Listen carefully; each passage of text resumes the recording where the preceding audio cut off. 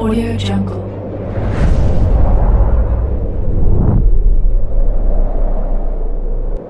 Yo, balik lagi bersama Mimin di Manhwa TV. Kali ini kita akan lanjutkan pembahasan dari cerita Disastros Necromancer. Mimin infokan kembali bagi teman-teman yang ingin menonton video terbaru lebih cepat, silahkan bergabung menjadi member di channel ini dengan biaya 5k per bulannya. Jika tidak, teman-teman bisa bersabar lebih dulu selama 2-3 hari untuk menonton video tersebut. Tanpa berlama-lama, yuk kita masuk ke disclaimer dulu.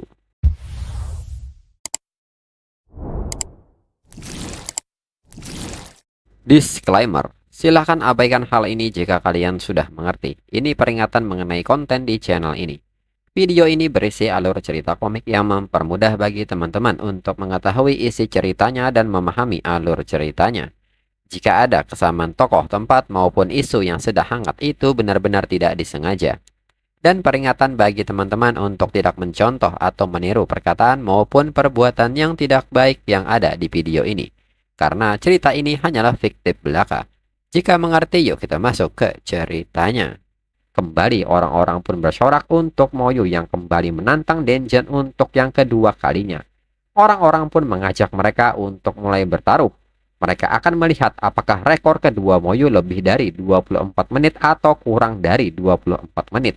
Dan mereka mulai bisa memasang taruhan mereka dengan 1000 poin per taruhan. Dong Fang Yao pun agak kaget melihat catatan rekor Denjin digunakan untuk taruhan. Dong Fang Yao pun bertanya-tanya apa yang sebenarnya Moyu lakukan sebelumnya. Kemudian kembali ke Denjin Water God Courtyard. Moyu pun menyayangkan hal ini. Clear Water Gym tidak membangkitkan skill baru untuknya. Dengan ini, Moyu akan melakukan speedrun di dalam Denjin. Pada tingkat kesulitan neraka, kekuatan monster dan pengalaman yang diperoleh akan meningkat pesat. Berdasarkan kecepatannya ini, dirinya akan mencapai level 40 dalam beberapa jam. Dan segera pasukan skeleton bergerak. Lalu 5 menit kemudian, Moyu kini telah masuk ke dalam pusaran air hingga sampai di wilayah bos. Menurut Moyu, sepertinya barang yang paling penting sudah dirinya ambil. Yang lainnya tidak akan bisa menerima Clear Water Gym, Water God Flute, dan The Water God Key. Dan pertarungan melawan Water God pun dimulai. Dan tak berselang lama, di Hall of Dungeon kembali heboh karena lonceng kembali berbunyi. Orang-orang pun tahu bahwa ini rekor baru Moyu. Mereka pun bertanya-tanya seberapa cepat kali ini. Setelah diperiksa, Moyu kini mencatatkan rekor baru dengan waktu 22 menit 58 detik. Orang-orang yang memasang taruhan di bawah 24 menit pun bersorak. Dong Fang Yao pun hanya bisa membatu dan menunjukkan ekspresi takjubnya karena melihat waktu yang dicatat Moyu. Dong Fang Yao pun masih tidak menduga ini. Ini adalah dungeon kesulitan neraka dan Moyu hanya menyelesaikannya seorang diri. Dong Fang Yao pun bertanya-tanya mungkinkah tingkat kesulitan dungeon ini tidak seberat yang dirinya kira. Jika Moyu bisa, apakah dirinya juga bisa? Dengan ini dirinya akan mencobanya sendiri dan masuk dengan tingkat kesulitan neraka. Namun hanya berselang 2 menit dari Dong Fang Yao masuk. Dong Fang Yao keluar dari dungeon dengan kondisi babak belur. Dan di saat yang sama Moyu pun keluar dari dungeon. Dong Fang Yao pun seketika menatap Moyu dan bertanya-tanya dalam pikirannya. Bagaimana Moyu bisa keluar dari dungeon tanpa cedera? Lalu Moyu pun bertanya apakah Dong Fang Yao baik-baik saja. Dong Fang Yao yang malu pun menyebut bahwa dirinya baik-baik saja.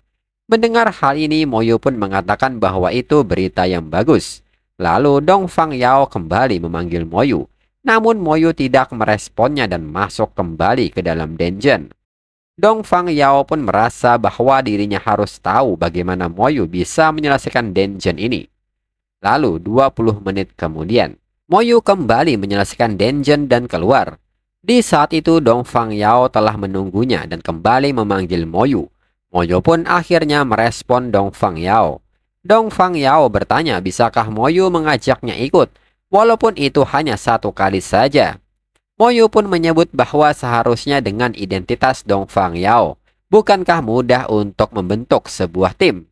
Dong Fang Yao pun menyebut bahwa dirinya ingin melihat seperti apa dungeon Water God Courtyard yang telah ditingkatkan. Dong Fang Yao pun terus memohon kepada Moyu agar diajak. Dan jika Moyu membawanya, Dong Fang Yao berjanji akan membawa Moyu ke arsip kekaisaran. Arsip kekaisaran berisi banyak informasi yang tidak dapat Moyu temukan di luar. Bahkan ada beberapa hal yang yang Kuangseng tidak tahu. Mendengar hal ini, Moyu berpikir bahwa jika dirinya akan dibawa ke arsip kekaisaran, maka dirinya akan setuju dengan itu. Dong Fang Yao pun kembali mengatakan bahwa Moyu pasti tidak akan rugi. Moyu pun bertanya apakah hanya satu kali. Dong Fang Yao pun mengiyakan hal ini. Moyu pun setuju dan akhirnya mereka membentuk sebuah tim dan kembali masuk ke dalam dungeon dengan tingkat kesulitan neraka. Setelah di dalam, Dong Fang Yao pun merasa takjub dengan kondisi tingkat kesulitan neraka di dungeon ini. Lalu Moyu pun bersiap memanggil pasukannya. Saat pasukan skeleton muncul, Dong Fang Yao pun seketika kaget dengan pasukan skeleton dengan jumlah yang banyak muncul. Saat serangan dimulai, Moyu menegur Dong Fang Yao untuk tidak bermimpi di siang bolong dan mengajaknya pergi. Kemudian Dong Fang Yao pun bertanya apakah semua makhluk summon ini Moyu yang memanggilnya. Moyu pun enggan menjelaskan hal ini dan menyarankan Dong Fang Yao untuk mempelajari lebih lanjut tentang profesi dirinya jika Dong Fang Yao memeriksa arsip kekaisaran.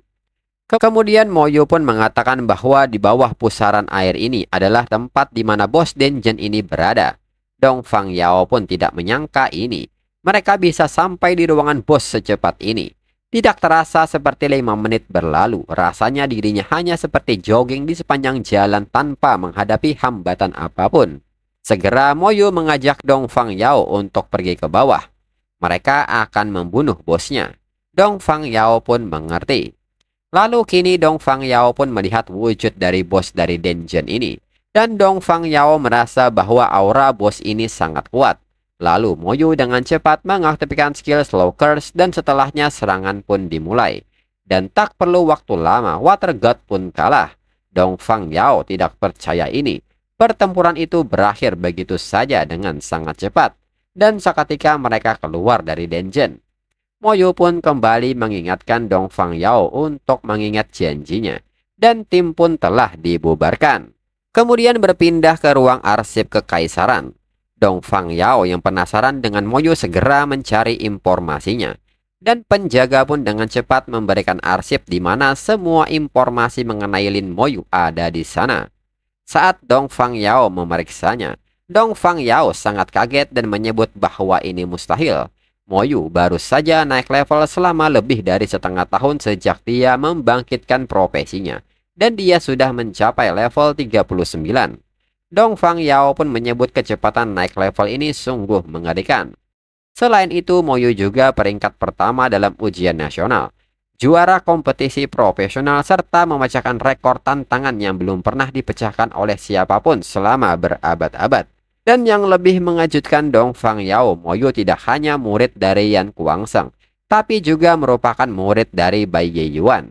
Dong Fang Yao pun bertanya-tanya bagaimana mungkin Moyu memiliki 2 guru. Dan orang aneh macam apa Moyu ini? Saat dirinya naik level, bagaimana sosok seperti itu bisa muncul di kekaisaran? Kemudian berpindah ke asrama Moyu. Menurut Moyu, setelah menyelesaikan dungeon 10 kali, akhirnya dirinya mencapai level 40. Dengan ini dirinya akan menyatukan fragmen ini menjadi Clear Water Crystal. Kemudian menyatukannya dalam Elemental Divine Stone. Lalu saat ini Elemental Divine Stone dengan elemen Fire, Poison, Earth, dan Light memiliki kemungkinan peningkatan 20% untuk pergantian job ketiga. Dan saat Clear Water Crystal disatukan dengan Elemental Divine Stone, peluang peningkatannya kini menjadi 25%. Lalu Moyu yang memperhatikan statusnya menilai, setelah dirinya memakan daging Fiton, atributnya juga meningkat pesat. Moyu pun khawatir dirinya telah melampaui profesional lain yang setingkat. Ini saatnya untuk mempersiapkan perubahan job keduanya. Lalu Moyu pun kini pergi ke tempat Meng Anwen. Dan di sana sudah ada Bai Ye Yuan yang menunggunya. Moyu pun seketika menyapa Bai Ye Yuan. Bai Ye Yuan pun tidak menyangka Moyu meningkatkan levelnya begitu cepat. Sekarang dirinya akan mengantar Moyu ke tempat perubahan job kedua. Dirinya juga telah membuat persiapan penuh untuk Moyu. Kemudian kini mereka pun sudah berada di suatu tempat dengan nama Land of Desolation. Moyu pun mengatakan bahwa kekuatan elemen di sini sangat kental. Bai Yuan pun menyebut bahwa ini adalah tanah tandus, tempat yang dipenuhi dengan kekuatan paling purba dan energi elemen yang komprehensif. Menjalani perubahan job di sini akan memberikan dampak yang terbaik. Di daratan luas ini hiduplah sejenis monster yang dikenal sebagai Desolate Beast. Namun jangan khawatir, Moyu bisa fokus pada perubahan jobnya. Dirinya di sini untuk mengurus sisanya. Dan seketika Bai Yuan membuka formasi lingkaran sihir upacara untuk perubahan job kedua. Kemudian Moyu pun sadar bahwa di lingkaran formasi ini sudah terdapat Nirvana Kristal dan Mermaid Tears. Segera Moyu berjalan ke tengah lingkaran sihir dan duduk untuk berkonsentrasi. Di saat itu Moyu pun mulai merasakan kekuatan yang mengalir ke dalam tubuhnya. Atributnya juga meningkat dengan cepat. Dan Moyu pun ingat pesan Yan Kuangseng. Dan Moyu pun merasa bahwa ini saatnya untuk memakan daging jantung Python. Saat Moyu memakannya, Moyu pun merasakan ledakan kekuatan dalam tubuhnya. Dan ini menimbulkan rasa sakit yang luar biasa. Dan kini lingkaran sihir pun mulai aktif, tanda upacara telah dimulai. Bai Yuan yang melihat hal ini menilai bahwa perubahan job Moyu telah dimulai. Namun di saat itu Bai Yuan menyadari monster buas penghuni tempat ini telah muncul, yaitu Desolate Beast. Bai Yuan pun segera merespon hal ini dan meminta mereka untuk menjauh dari sini. Saat Bai Yuan membunuh satu Desolate Beast yang lain pun kini semakin banyak bermunculan.